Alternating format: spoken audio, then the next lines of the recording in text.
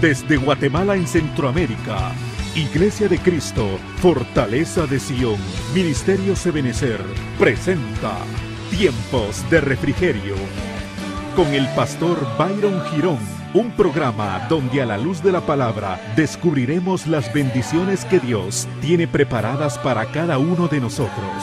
Esperamos que el consejo de la palabra sea de bendición para tu vida y para la de tu familia. Bienvenidos. Número 7, Lucas capítulo 11, versículo 37. Esta es una séptima área en la cual nosotros debemos de trabajar arduamente, amado hermano, en nuestra vida espiritual. Dice la Biblia que cuando terminó de hablar, note por favor, un fariseo le rogó, diga conmigo, le rogó que comiera con él. Y dice acá que Jesús entró y se sentó en la mesa. Usted y yo sabemos que cuando la Biblia habla de la comunión con el cuerpo de Cristo, está hablando de una dedicación. Es decir, la palabra de Dios, cuando nos habla acerca de sentar en la mesa, perfectamente podemos tipificar nosotros la ministración de la Santa Cena en nuestras vidas. Hechos capítulo 2, versículo 42, dice: y se dedicaban. Note por favor, es una dedicación.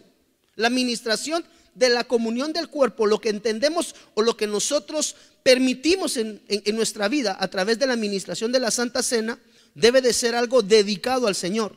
Y se dedicaban continuamente a las enseñanzas de los apóstoles y mire, y a la comunión, al partimiento del pan y a la oración. Entonces la séptima silla o el séptimo gobierno, por favor tome nota, es el gobierno de la Santa Cena en nuestras vidas. Es decir, la ministración. Tú y yo sabemos que al recibir la ministración de la Santa Cena en nuestra vida, estamos, cada vez que tomamos el pan y el vino, estamos adquiriendo una transfusión de ADN espiritual, amado hermano, para que a la medida que vayamos nosotros adquiriendo ese ADN, nos parezcamos cada día más a nuestro amado Señor Jesucristo. Al final del día esa es la meta, amado hermano. Yo quiero ser como mi amado Señor Jesús. Usted no ponga su mirada en el ministro, no ponga su mirada en el pastor, no ponga su mirada en el apóstol, no ponga su mirada en el profeta, en el evangelista, en el maestro. Ponga su mirada en Cristo Jesús, el autor, dice la Biblia, y consumador de la fe. Ahora, si la silla de la comunión es un gobierno sobre nuestras vidas, quiere decir que eso requiere trabajo. No es únicamente, amado hermano, recibir el pan y el vino en una administración dominical o en una administración de un servicio, sino que tener comunión, amado hermano, y sentarse en la silla de la comunión, que prácticamente, por así llamarlo, es la silla de la administración de la cena del Señor a nuestras vidas. Es una silla que va a traer una metamorfosis, que va a tener un cambio, amado hermano, interno, que va a provocar un cambio interno en nuestra vida a través de comer el pan y tomar el vino, amado hermano, que es figura de la sangre y del cuerpo de Cristo en nuestras vidas. Ahora, debemos de recordar algo muy importante. ¿Qué es la administración de la Santa Cena? Porque, amado hermano, dice la Biblia, usted no me va a dejar mentir, que para tomar la cena del Señor hay requisitos. Una de las cosas imprescindibles, amado hermano, dice la Biblia, que debemos de aprender a tomar la cena del Señor, ¿qué? Dignamente.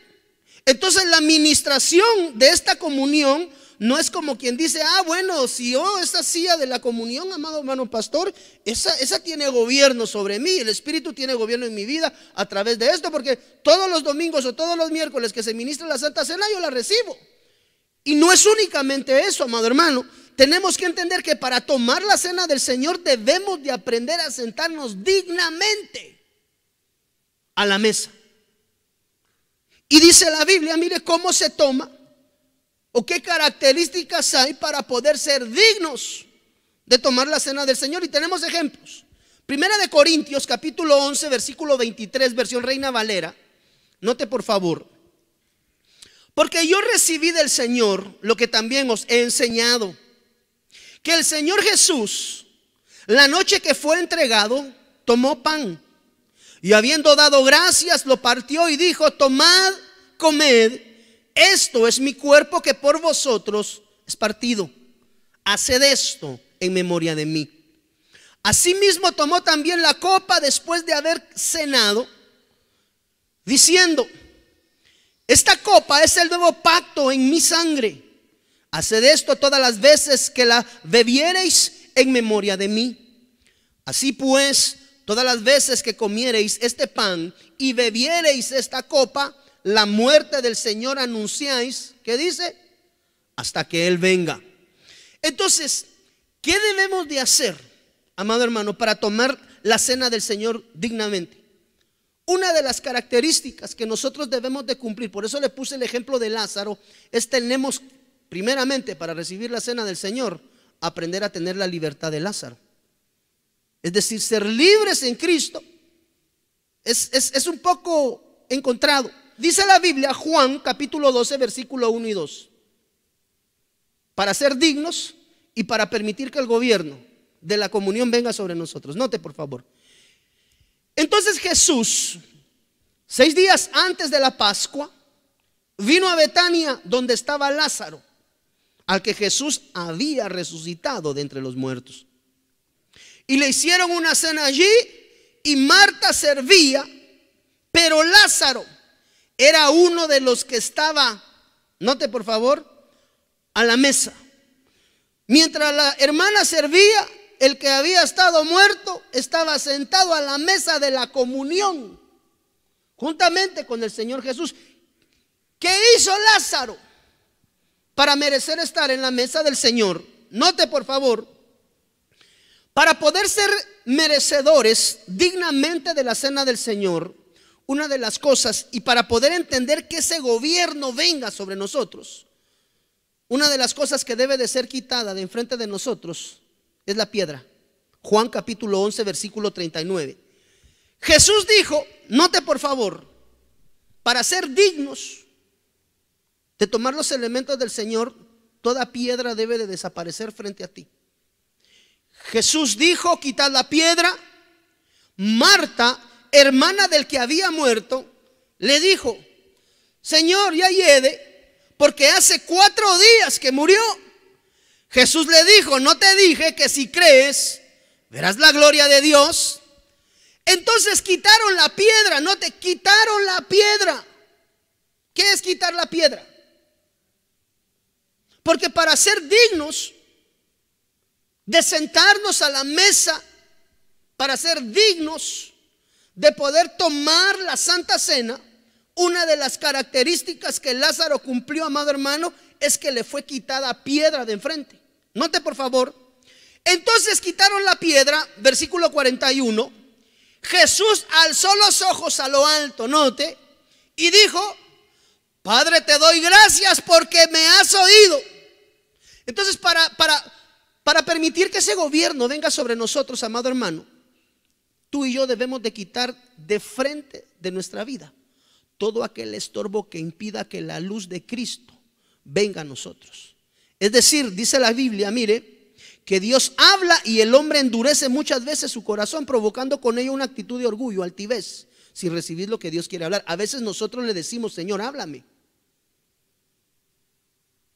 pero no estamos dispuestos a obedecer muchas veces lo que Dios nos ha requerido en nuestras vidas. Entonces, para poder ser dignos de sentarnos a la mesa como Lázaro, una de las cosas que tienes que aprender a quitar de tu vida de enfrente, amado hermano, son las excusas. Número 1, debes de permitir que la luz de Cristo, hermano, ilumine tu vida, ilumine las áreas, si así se le podría llamar, ¿verdad?, que todavía están en penumbra, para que pueda venir la vida, amado hermano, la vida Zoe, que permita de alguna manera, amado hermano, que tu vida cambie. Entonces todo aquello que impide la luz del Señor para que ilumine tu vida debe de ser quitado de enfrente. Todo estorbo, todo pesar, todo dolor, todo aquello que está impidiendo que la luz de Cristo ilumine sobre tu vida. Tal vez hoy veniste triste, tal vez hoy veniste acongojado, hermano, tal vez hoy veniste preocupado. Dios ha estado queriendo hablarte a lo largo del servicio, pero estás pensando todavía en cómo vas a hacer para salir de ciertas situaciones. Tienes que quitar de frente de ti todo estorbo para que la luz de Cristo ilumine tu vida, y que de esa manera, amado hermano, tú puedas seguir creciendo en las cosas del Señor. Es decir, para que Lázaro pudiera salir de la oscuridad y ser llevado a sentarse juntamente con el Hijo en la mesa, le quitaron los estorbos de enfrente. Ahora, eso puede tipificar muchas veces también en nuestra vida, amado hermano, las excusas que has estado colocando como excusa delante del Señor para no dar fruto en esa área en la que Dios últimamente ha estado requiriendo sobre tu vida. ¿Qué es lo que Dios ha pedido? ¿Qué es lo que Dios ha requerido a tu vida y que de alguna manera no has querido rendir porque todavía hay áreas que están oscurecidas, por así llamarlo, internamente en nuestras vidas? Entonces, para poder ser dignos de sentarnos a la mesa, amado hermano, primeramente tenemos que quitar todo eso delante de nosotros.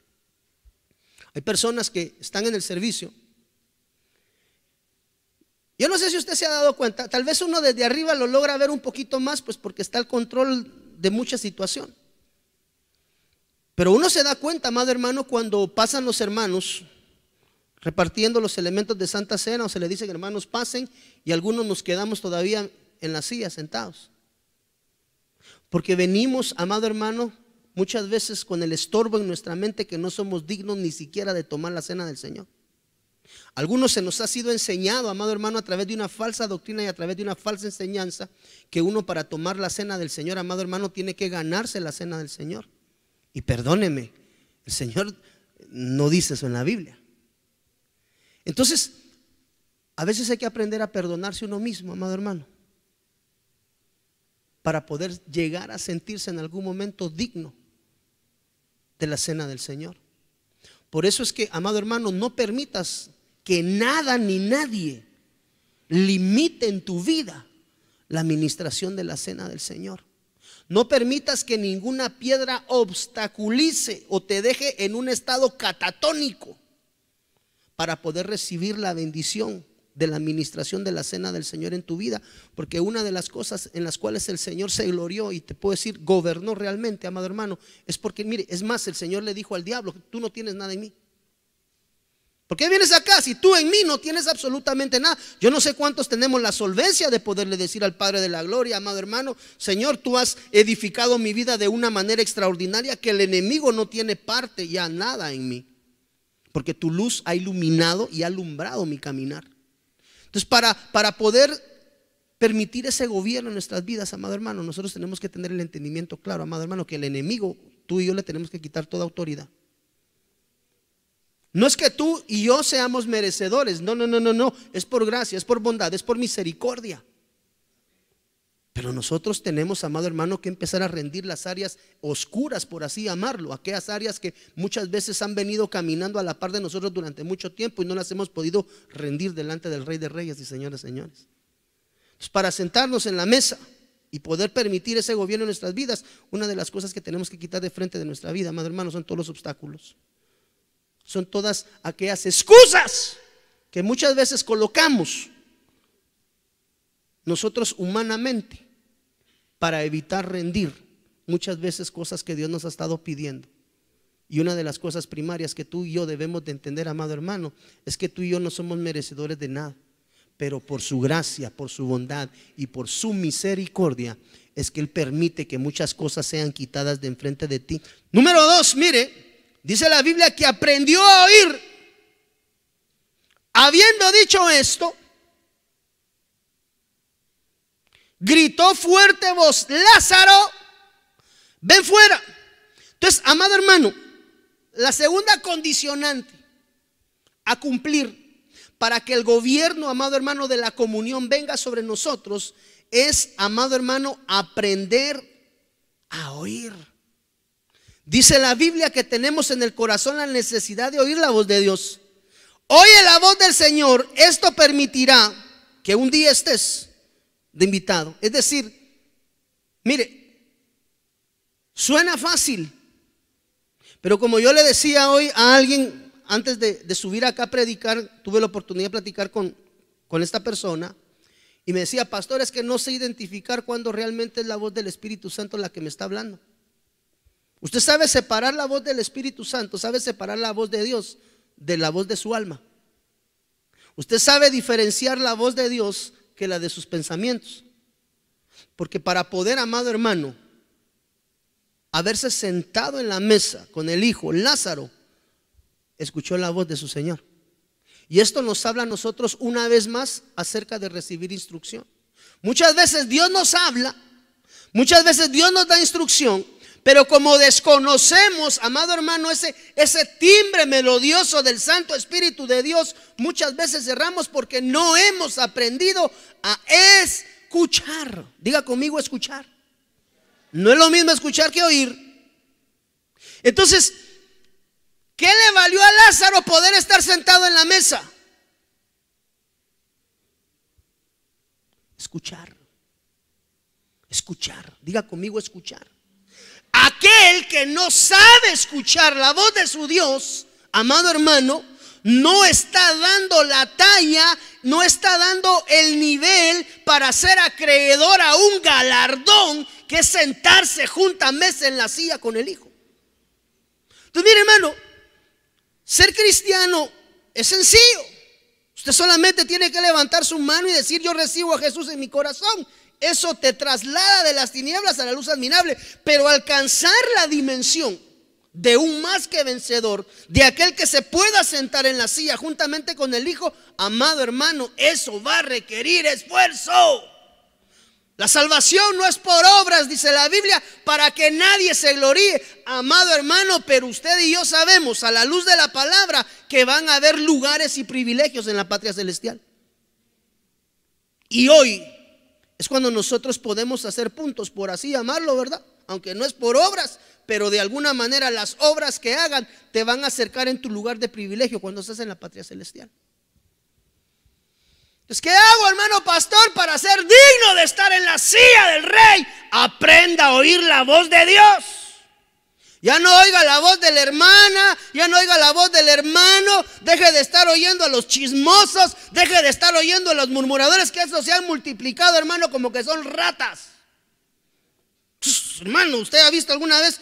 Ponga 2 ratones en su casa así chiquitos y desaparezca así un mes y regrese. Solo déjeles quesito y pan y ahí va a ver cuando regrese al mes, hermano. Se reproducen, pero como que son eso, ratas.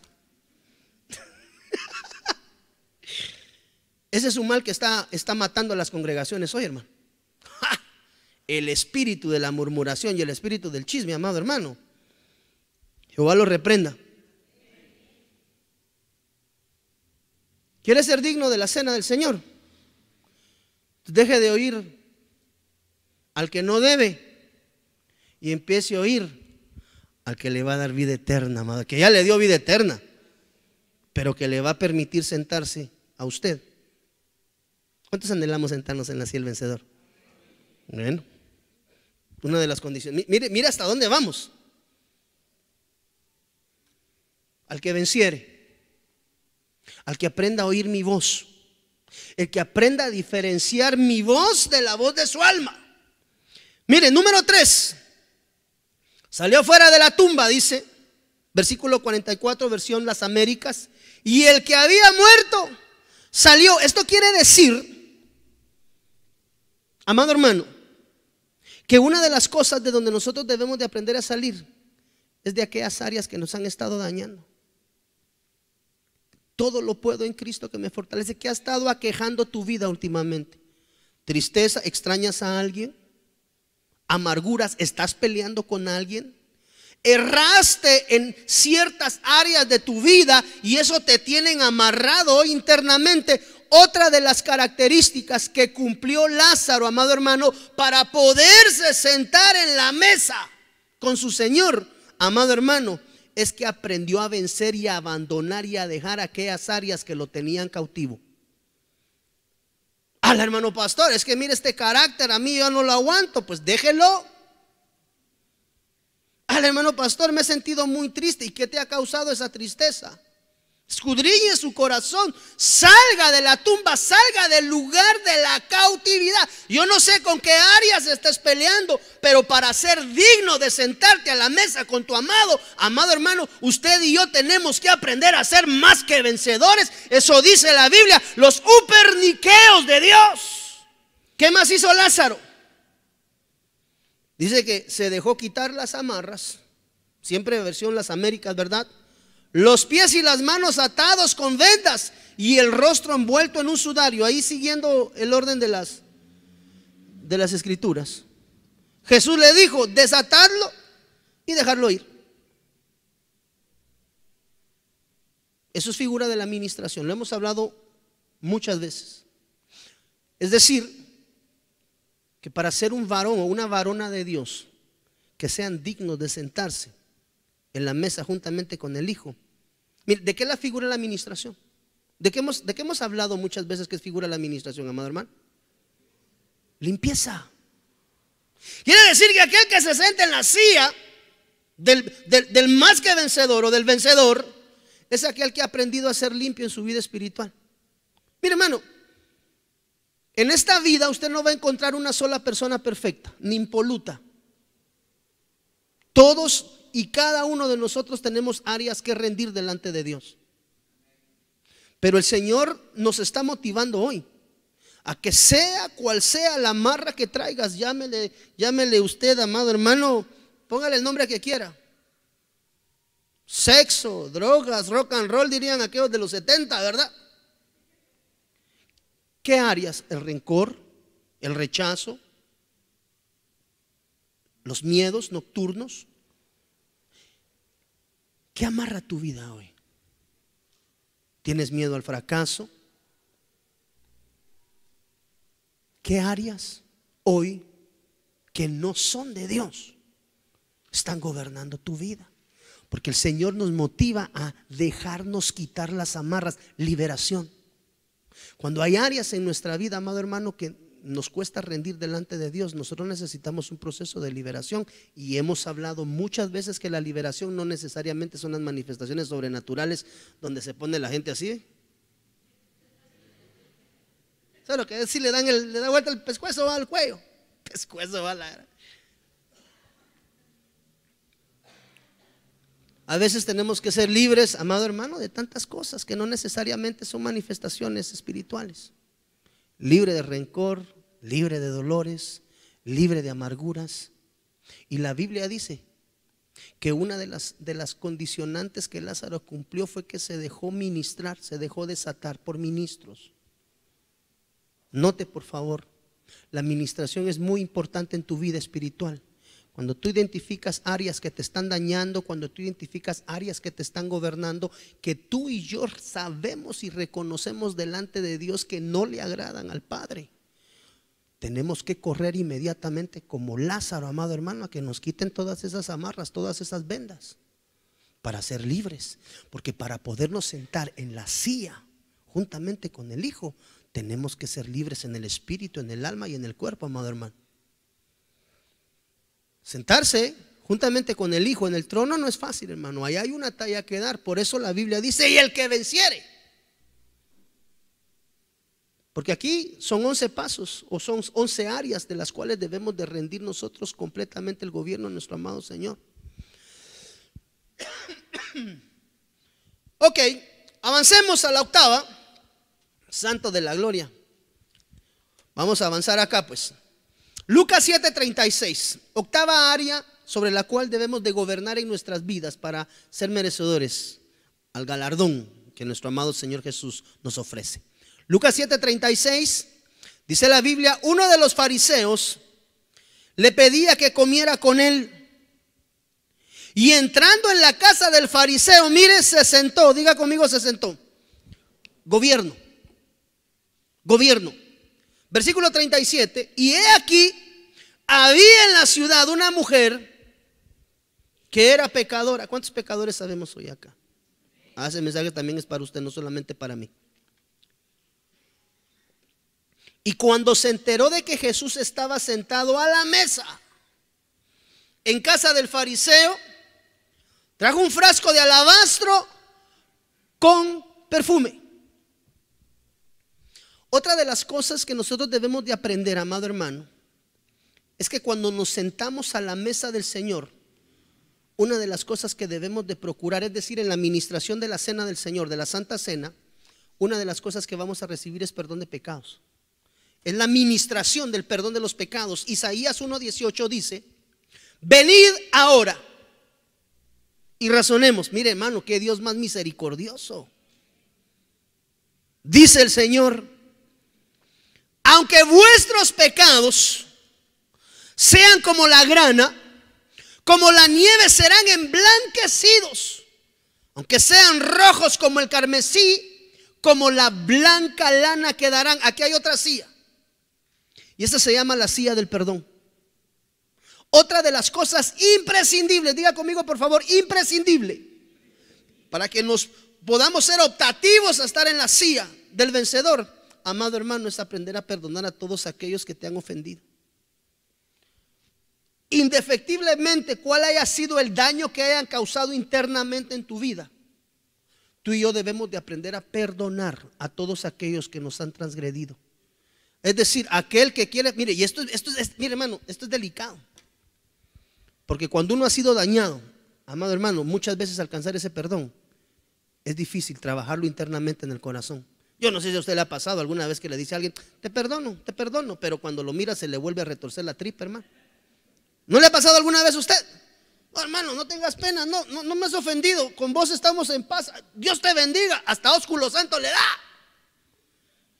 Y al rato cuando lo mira entrar, desventurado que solo porque ahí estaba el pastor le dije amén, pero espérate, ¿de qué color carga el carro? Le voy a pinchar las 4 llantas y hoy sí vas a ver de qué lado más que la iguana, diría. ¿Has perdonado a los que te ofenden? Porque para sentarnos en la mesa del Señor debemos de aprender a ponernos a cuenta y a recibir el perdón de los pecados. Ahora, aquí hay algo delicado, amado hermano, porque muchas veces el perdón que es más difícil es aquel perdón que se ejercita sobre uno mismo. Yo no sé a usted qué tanto le cueste eso, pero a mí perdonarme a mí mismo, amado hermano, me cuesta. Y eso es algo que yo siempre he tenido que trabajar, amado hermano, de una manera bien consecuente en mi vida. Porque que la gente te falle, tú dices: bueno, lo perdono, que Dios lo bendiga, Padre, dame por favor el temple para poderlo perdonar. Pero cuando has cometido tú un error, yo no sé si a ti ¿tú eres fácil de perdonarte o eres duro de perdonarte? Porque cuando la Biblia dice, amado hermano, que nos pongamos a cuentas, y aunque vuestros pecados sean como la grana, como la nieve, van a ser emblanquecidos, una de las cosas que tenemos que entender también es que nosotros somos merecedores del perdón de nuestros pecados, hermano. Y créame que hay muchas personas que les es bien difícil aprender a perdonarse a ellos mismos. Se han colocado unas marcas tan duras sobre sus propias vidas, amado hermano, que caminar con esas propias marcas muchas veces son difíciles. Y la Biblia dice que la silla, una de las sillas en las que nos tenemos que sentar es en la silla del perdón. Es decir, una de las cosas en las que tú y yo debemos de tener pleno control en Cristo es a perdonar a todos aquellos que nos causan daño. ¿A cuántos de los que estamos acá, honestamente, delante del trono de Dios, hermano, nos cuesta perdonar a los que nos han fallado? Honestamente, delante de Dios. Porque qué bueno que levantó la mano, qué bueno. Porque tú y yo necesitamos venir hoy al altar. Mire, yo voy primas, porque de veras, hermano, a mí todavía se me retuerce la tripa muchas veces cuando miro cosas que digo: hombre. Pero bueno, pero tú y yo que hemos levantado la mano y hemos entendido esa dimensión, tenemos que aprender a perdonar a todos, amado hermano.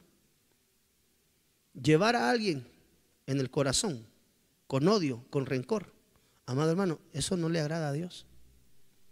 Y mire, hermano, qué gacho sería tener la oportunidad de sentarse en la silla con el Hijo y simple y sencillamente por no haber aprendido a perdonar a aquellos que nos fallaron, nos podamos nosotros mismos vedar de ese privilegio tan grande que es estar sentado en la silla con el Hijo. Delante de Dios, tienes personas que se te han venido ahorita, en estos momentos, a tu pensamiento, de personas a las que les guardas rencor. Y no te estoy diciendo que tú tuviste la culpa, te fallaron.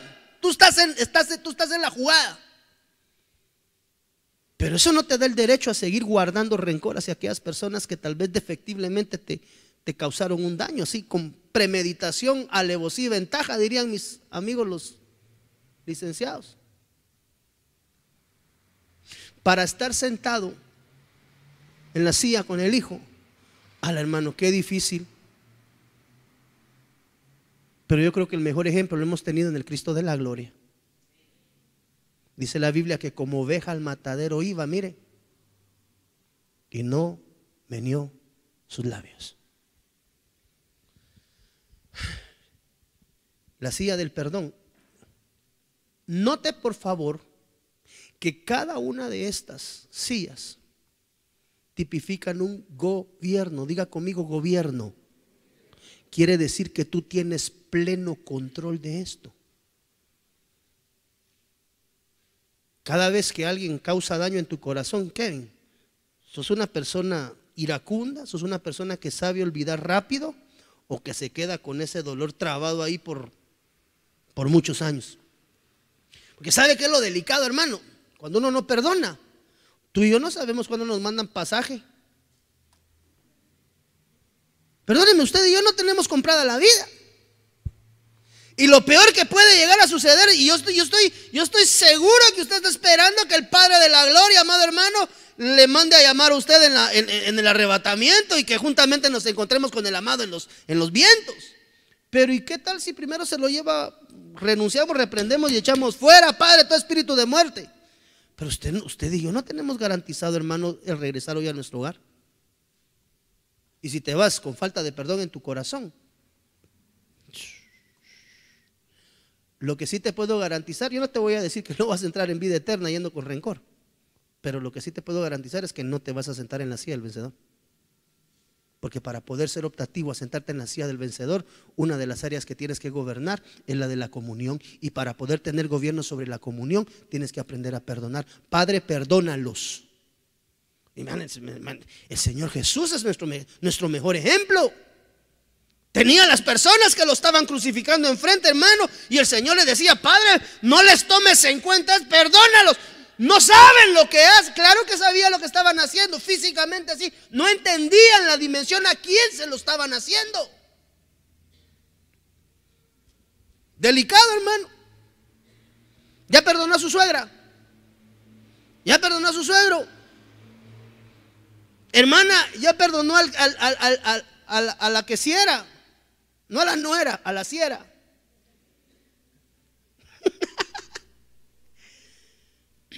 Diga conmigo perdón.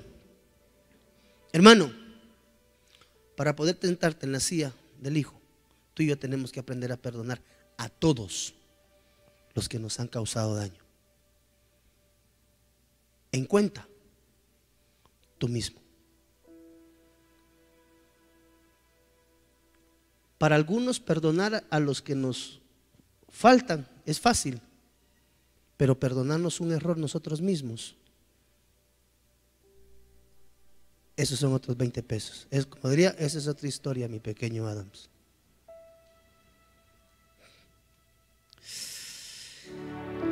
Una de las cosas que es importante para la vida de todo hijo de Dios es aprender a esperar los tiempos de Dios.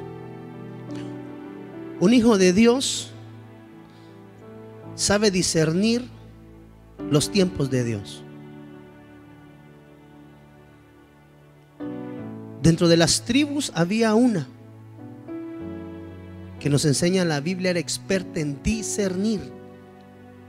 Se habla acerca de una tribu profética, pero aunque ellos eran dados a la profecía, tú y yo sabemos quién es la tribu de Isaacar.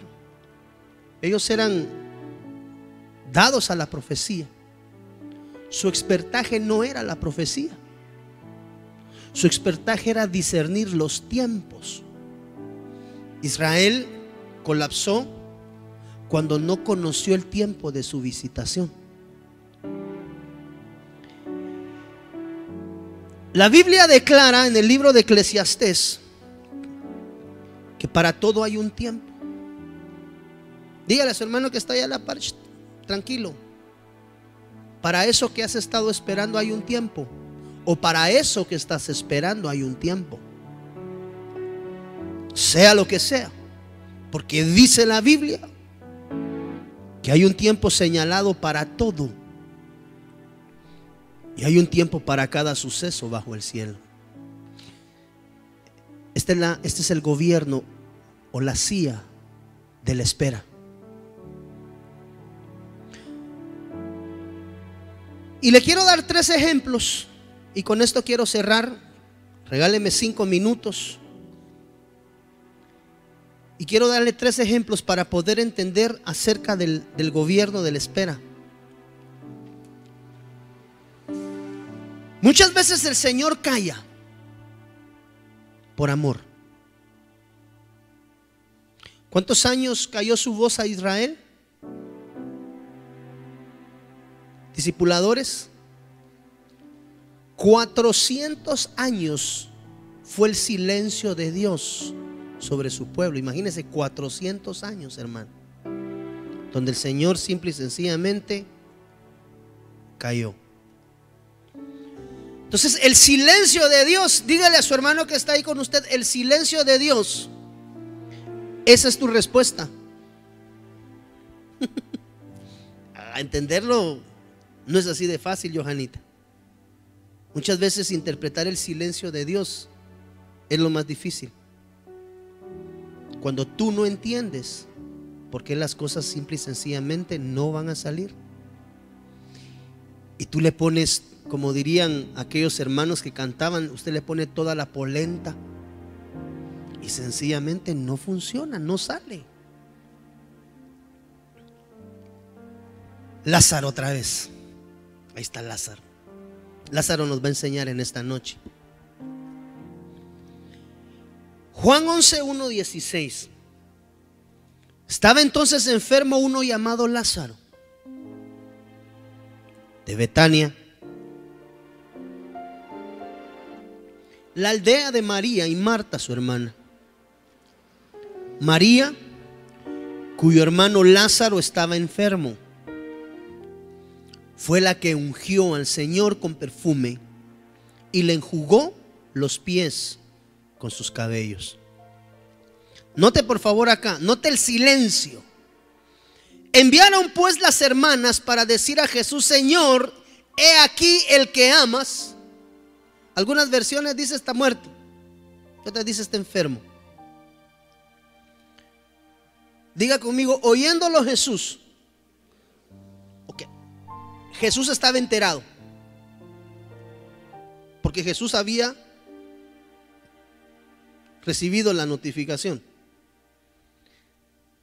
Oyendo Jesús dijo: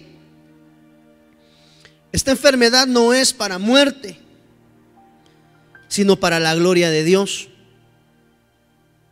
para que el Hijo de Dios sea glorificado por ella. Llamaba Jesús a Marta y su hermana a Lázaro. Cuando oyó pues que estaba enfermo, se quedó 2 días más en el lugar donde. O sea que el Señor sabía, y diga conmigo, supo esperar. A veces cuesta esperar, ¿verdad, hermano? Por eso es que la silla del vencedor no cualquiera la va a tener. Otra característica de los que van a obtener la silla del vencedor, diga conmigo, son los pacientes. Se quedó 2 días más en el lugar donde estaba. Luego, después de esto, dijo a los discípulos: vamos a Judea otra vez. Le dijeron los discípulos: Rabí, ahora procuraban los judíos apedrearte, y otra vez vas para allá.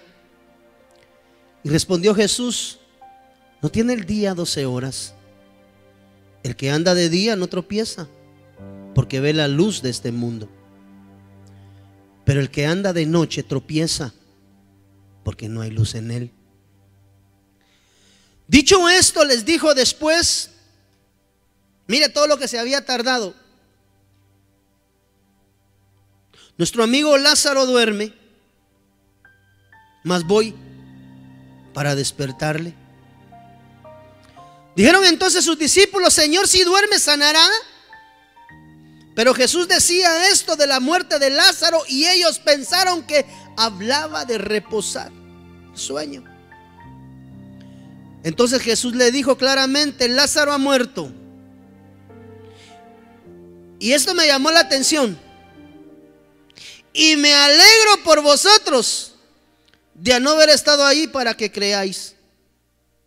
Mas vamos a él. Dijo entonces Tomás, llamado Dídimo, sus condiscípulos: vamos también nosotros para que muramos con él. Note por favor, cuando oyó que estaba enfermo, se quedó 2 días más. El Señor esperó 2 días. Diga conmigo: 2 días más. Quiere decir que hay respuestas de Dios que no llegan inmediatamente cuando tú pides la respuesta. El Señor, en algunos momentos, cuando más desesperado estés posiblemente, cuando más te urja una respuesta de Dios, Él se va a tardar 2 días más. ¿Por qué? ¿O para qué? Me alegro de no haber estado ahí. Mire, para que creáis. O sea que el Señor, una de las cosas que va a procurar en esa espera es ejercitar tu fe. Y no va a responder a tu llamado. No lo va a responder por 2 días. Para que tu fe sea acrecentada. Quiere decir que muchas veces los silencios de Dios son la respuesta para que aprendas a ejercitar tu fe. La pastor, es que ya no aguanto, hermano pastor. Mire, ya tengo. ¿Cuál podría ser algo que uno pueda estar esperando de una manera así, una respuesta pronta? Hermano pastor, yo honestamente ya ni ganas de ir a la iglesia me dan. Mira, ya tengo 6 meses clamándole a Dios. Vive, Señor, que ahí me he postrado en ese altar, amado hermano pastor, a orar y a clamarle y pedirle. A veces casi que pataleo, lloro, moqueo. Mire cómo tengo la alfombra. Y Dios no me oye, pastor. Va.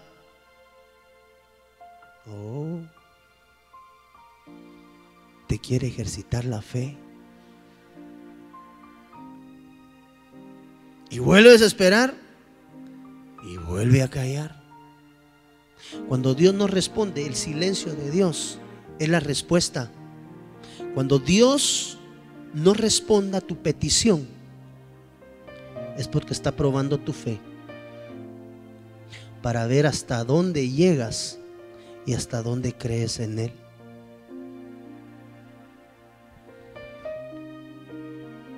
Cuando yo que estaba enfermo, mire,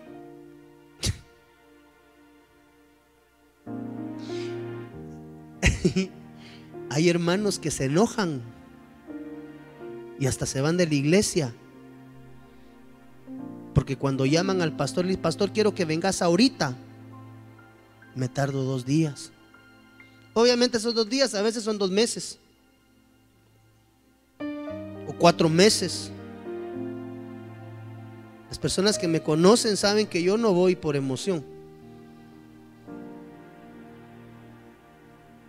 sino solamente cuando Dios me... Y en otro lado me aparezco de sorpresa sin que nadie... Porque Dios me dice: anda. ¿Sabe que hay ovejas que se enojan? Es que yo le dije al pastor que tenía gripe y no vino. Si Dios te está tratando, ¿qué quieres que haga yo? Si Él te tiene ahí es porque Él sabe por qué te tiene en ese proceso. Ahora, a veces, mire hermano, y a veces de veras uno llega con los hermanos así de paracaidista y uno dice: wow, de veras que esta venida aquí sí fue una respuesta de Dios. Y no porque vaya uno, sino porque la situación lo ameritaba. Y dice: hoy nadie sabía de esto. Entonces, dígale a su hermano que está ahí con usted, hágame favor, ayúdeme a pastorear. Dígale a su hermano a usted, no te enojes cuando el pastor no llegue y se tarde 2 días.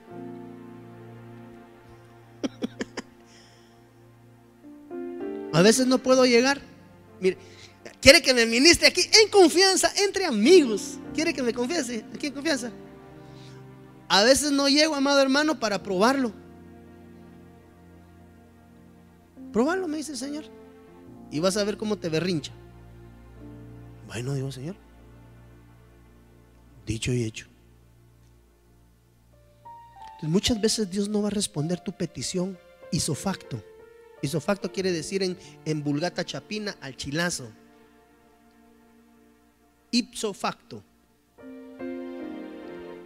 Mire, ¿alguna vez Dios se ha tardado en responder su petición? Pero no para siempre se tríe el trigo. Solamente tiene que aprender a ser paciente, tranquilo. Cuando Dios se tarda, diga conmigo, cuando Dios tarda en responder, es porque está ejercitando mi fe para ver hasta dónde llegas y hasta dónde llegas a creer que la promesa que Él te dio se va a cumplir, sí y solo sí, porque Él no es hijo de hombre. ¿Tienes promesas inconclusas? Hemos aprendido a la luz de la palabra que los procesos tardan mientras tú y yo tardamos en aprender la lección. ¿Qué tan largo se vuelve el desierto? Se puede transformar de un desierto de ¿cuántos días dijimos? De 11 días. Imagínese, hermano, de 11 días a 40 años. Qué triste. Si hubiesen aprendido la lección en 11 días, en 11 días hubieran llegado a su tierra de promesa. Pero como a veces somos duros de corazón, los desiertos de 11 se convierten en 40 años. Segunda lección. Esta es más cardíaca de entenderla.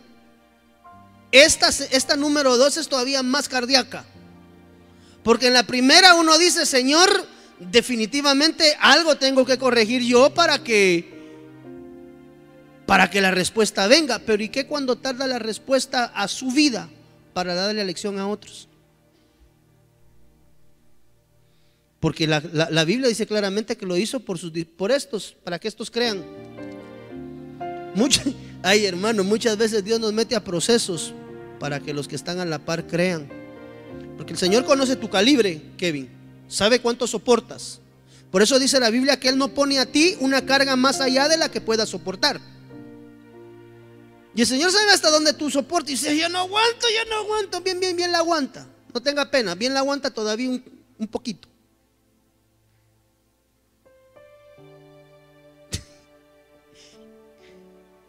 ¿Y qué cuando se tarda en responderte a ti para enseñarle fe a los demás? Eso es cuando viene la gente, hermano, es que yo supe lo que usted pasó, hágame favor, ayúdeme, cuénteme cómo le hizo. Porque yo de ver la tunaseada que usted recibió y cómo sigue en pie, digo yo, si este pudo, yo también. Quiere decir que a veces hay tratos a los cuales Dios lo mete a uno. Esto lo debe de entender un siervo de un calibre diferente. Esto no lo entiende alguien del atrio. Del lugar santo, ahí ya lo va asimilando. Alguien del lugar santísimo dice, ay, gloria a Dios, y a mí me van a tratar para que todos estos aprendan, Señor, heme aquí, envíame a mí.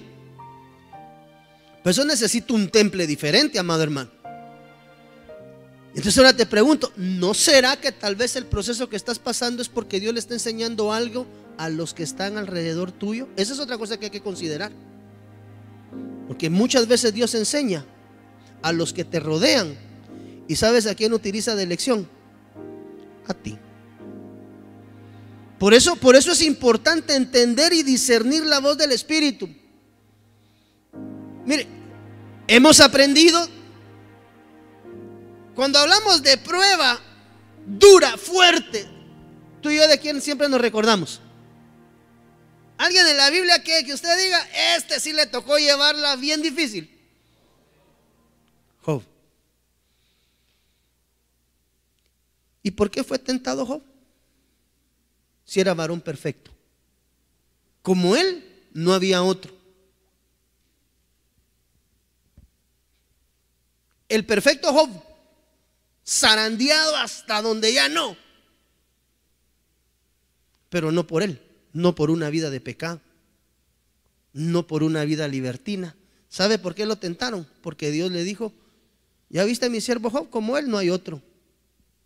¿Sabe qué le estaba diciendo Dios a Satanás?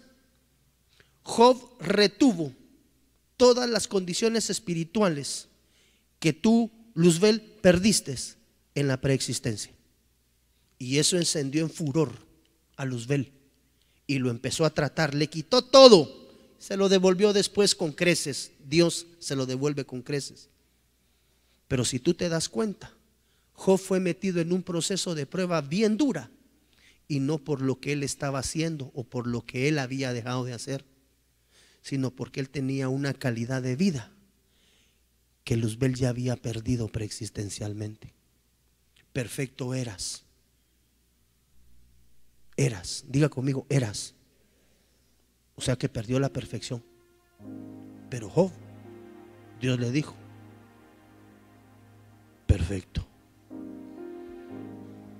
Entonces muchas veces tenemos que entender al hermano, y aceptarlo en Dios requiere un crecimiento diferente.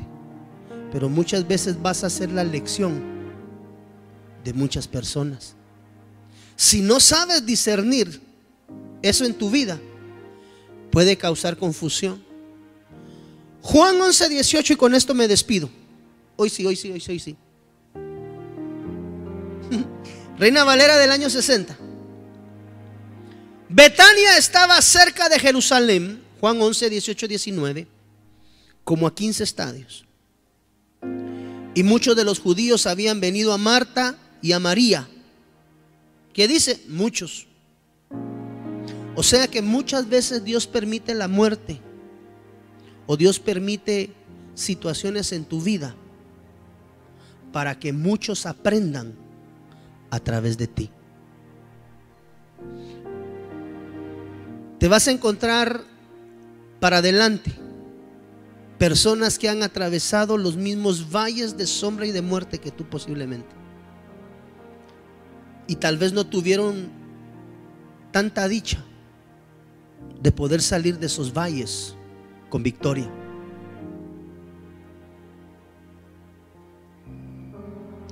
Y muchas veces Dios va a permitir tus procesos para mostrar su poder. O sea que te vuelves un testimonio vivo de lo que Dios ha hecho en ti. Entonces, ¿por qué permitió que muriera Lázaro?